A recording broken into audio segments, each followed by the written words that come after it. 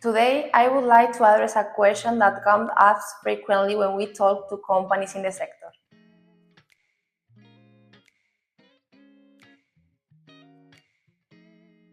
Hello, my name is Vanessa Cruz. I am Product Technician at Sales Director at LegaleGo Regulatory. Today, I would like to address a question that comes up frequently when we talk to companies in the sector.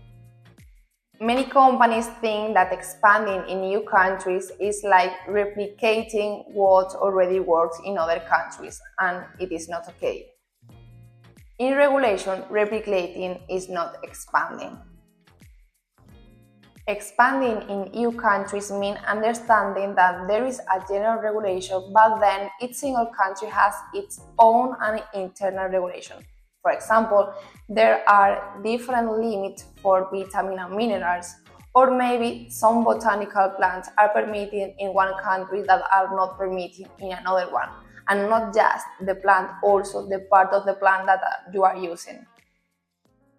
Another important point is the administrative procedure. Why? Because you can notify the product in some countries and at the same moment you are able to start selling. In that case, is a communication. But there are other countries when we notify and we have to wait until receive any kind of feedback from the authorities in order to be able to start selling the food supplements. Furthermore, health authorities not are always focusing the same aspect. For example, there are authorities that check in more detail the labels, and there are another one that also take care of the website, communication, or advertisements. Therefore, simply replicating what works in one country without adapting the regulatory strategy can multiply the risk, because regulatory risk doesn't disappear when a company grows, it accumulates.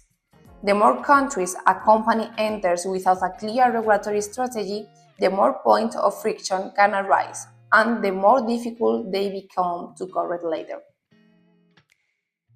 International expansion isn't just a matter of translation, it's a regulatory strategy. Thank you very much to watch this video and see you in the next one.